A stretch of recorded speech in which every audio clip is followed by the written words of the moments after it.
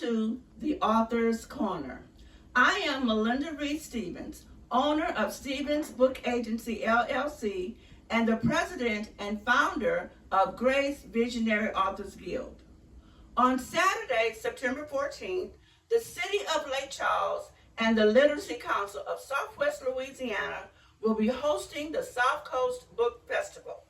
This is a wonderful time for the citizens of our city to come out and meet local authors and authors from around the state.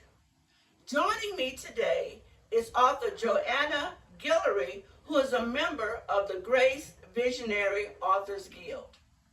Good morning, Miss Guillory. How are you today? Good morning. I'm awesome. So excited to be here this morning. Well, thank you. We are honored to have you. And what we want to do today is talk to you about your book, but also get to know Miss JoAnna. So tell me a little bit about yourself. Are you a native of Lake Charles? Yes, I am a native of Lake Charles. I have lived here my entire life. I have married.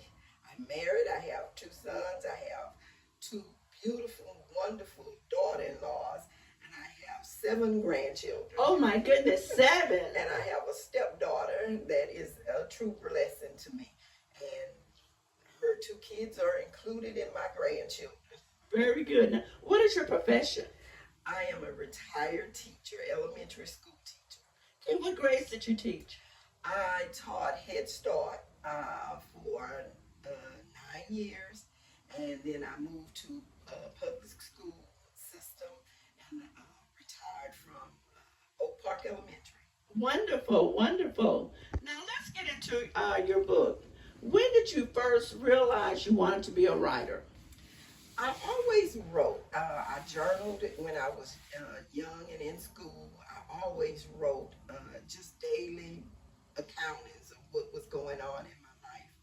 But I really started thinking of writing a book when I retired. It seemed like I had more time, and I was with my grandkids most of the time, and I just wanted to share some of those experiences as a grandparent.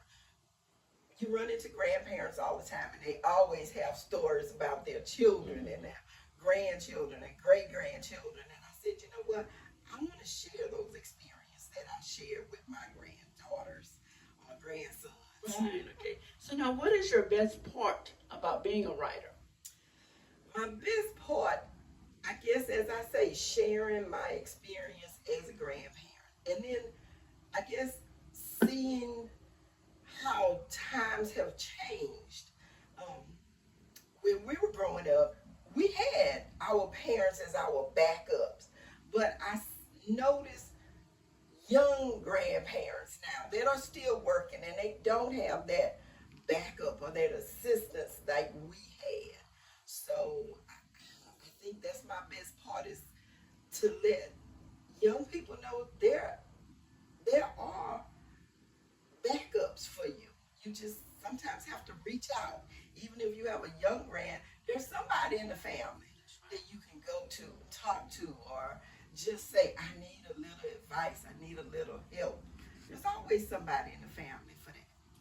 Now, what are some things or persons that have inspired you that you're now able to inspire other young writers? I think for me, it was my grandmother. I learned how to cook. I make something called a bouillie. I don't know if a lot of people know what a bouillie is. It's like a soup, but it's made with all beef meat. And those recipes that they made back then, I was young. Like, I'm the only one. Well, 2 nieces. There's 2 nieces in the whole family that knows it. And I'm one. I'm privileged to know that recipe that my grandmother shared with me. And that's some of the things that I think we need to share with our young recipes, our way of getting through life every day, how we manage to go through the struggles and still come out with a smile on the other side. Yes. Now tell me a little bit about your writing process, because I know that as a writer and author myself, that there are steps that I take in formulating my ideas and getting my book ready to be published. What is your writing process? As I say, I journal every day. And then the things that I do, even like I say, if it's just talking to my granddaughter during the day, I'll make a journal, talk to Callie today. Like today is her first day of school. So when I get home, I'm going to call her and we're going to talk about her first day and her friends and her teachers and what she got out of her first day and how she felt about the first day. And I'm going to journalize that. I'm going to talk about things I did this morning. Got up, drunk a cup of coffee, sat on the patio, just had a minute with God. Not a long minute, but a minute. Just to get my day going, Those are the things. Tell me a little bit about your book, the title, and were there any unexpected challenges that you had in writing your book? My book, The Stubborn Tumbler, is about my granddaughter, Callie. She loves to do things, and she loves to go, and she loves to cheer, and she loves, like most young people. But then she gets to the point where she doesn't want to do the extra practice. So and that was a time when she was doing her tumbling and going through a little time, I say a trial and tribulation time, and she just didn't want to do the practices anymore. So that's where the title came from, and then the lessons that she learned from putting in the extra practice time. Now, are there moments that you can relate in your own personal life as you're talking about Callie and the stubborn tumbler? Are there any life experiences that came to you as you were writing? Yeah, like I say, my experiences with writing is mostly about stuff that we get from the inside. I think I shared with you that when I went to the author's roundtable, I learned that most writers write about instances inside of them, whether it's fiction or nonfiction. All those stories come from something deep down inside of them. And that's what happened with, as an educator, we doubt ourselves on certain things we should do or shouldn't do. And I think that's where that came from. Sometimes you just gotta go back, and just take the time and say, okay, I may not like it the way it is, but let me try it. Let me see how this works. And then we find out sometimes it wasn't as bad as we thought. We just need to put the effort in sometimes to get to the next step. Now, do you agree as an author, a writer, that everybody has a story, that everybody has something that they can share to maybe uplift or motivate, encourage someone else? Oh yes, everybody's life is a story, whether you write it, when you put it down on paper, but everything everybody goes through is a story.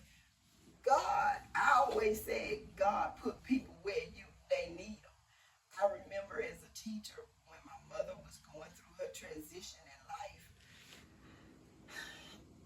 I didn't know. I didn't understand why we have to go through some of the things or the pain or death, just as it is. I know it's part of life, but then some people seem like they have a harder time with death and going through the transition. And after my mom passed, immediately after, I had a coworker whose mother went through it, and she was like me. She said, I don't know what to do or how to go through it. And for some reason, I grabbed her hand and walked her through it. And I remember the day her mom passed, she hugged me and she said, would have never, ever been able to go through any of this if it wasn't for you. And I realized then I was put in a position I was with my mom because I needed to help somebody else through it. And I think that's why all of us have lessons in life. All of us have things that we've been through. Not all of us have the same story to tell. So the things that you go through will either help you or help someone else through the journey. And I agree with that, and that's why there's so many different genres when it comes to writing. Children's book, self-help books, inspirational books, because there is a story. You have a story that it may seem small to you, but to someone else, that book in their hands could be something that can motivate them to be a better person, motivate them to live their life to the fullest. Yes. So I agree with what you're saying there. Now, as you were writing Stubborn Tumbler, did you encounter any writer's block? Um, I knew what I wanted to write, but sometimes when you're writing, you got to be careful that you don't put things in that would make the character look, I guess, bad. So yes, sometimes you got to step back and just wait a while and see where that thought's gonna take you. Because sometimes, like I say, she's very, very, very active, and I didn't want to put too much into the book to make her seem like she was like they say, a bad little girl. She's not a bad little girl. She just has, like most people, she has her own temperament, and I wanted her temperament to come through, but not in a harsh way. Very good. And when I think about, we just got through with the Olympics and the gymnastics, what I mean? That was a very crucial and important part in the Olympics. Now, are there any other projects that you're working on that you want to share with our listening audience today? Yes, I have two books. I have a cookbook with my two oldest granddaughters. They live in St. Louis, and recipes that I've shared with them, as my grandmother did with me. And then I have another one. I have a great niece, my granddaughter, and Callie again. Those three. They were 3, 4, and 5. And this is like every summer they come and spend at least a week with me. So I took those things that we did and saw the things that I wrote about them, because family is very important to me, and I want them to be able to go back years later and see that there was somebody in the family that tried to keep that part of them together. So those three girls, I always hope that they will be close, whether they not or if they don't, but they can always go back and refer to that book and see that Mimi or Aunt Joe was the one that brought them together as a family. And when I see and hear is the word legacy. I mean, you're leaving something for your grandchildren, for your niece, and when they see the books, they can relate, because the books are about the experiences that they've shared with you. Well, I have thoroughly enjoyed you being here today with us on the Author's Corner, and please continue to write, and we're just so proud of you and your wonderful book. Now, how can I or others purchase your book? Stubborn Tumblers is, you can email me and I can send you a book, or you can get it from Wise Publishing also. So those are two ways you can purchase the book. Now, do you mind giving your email address? No, it's joe4teachers@icloud.com. And thank you so much for having me. I love coming to talk about the book and sharing my new projects. Great, very good. Okay. Well, to our audience, again, we thank you for being with us today at the Author's Corner. We're glad to have Ms. JoAnna with us today as our special guest. Also, if you want more information about the South Coast Book Festival, please visit the City of Lake Charles website. Now, Ms. JoAnna will be a featured author also at the Women's Commission, which will be held during the month of October. So again, this is Melinda Reed Stevens. Thank you for tuning in. Have a great day.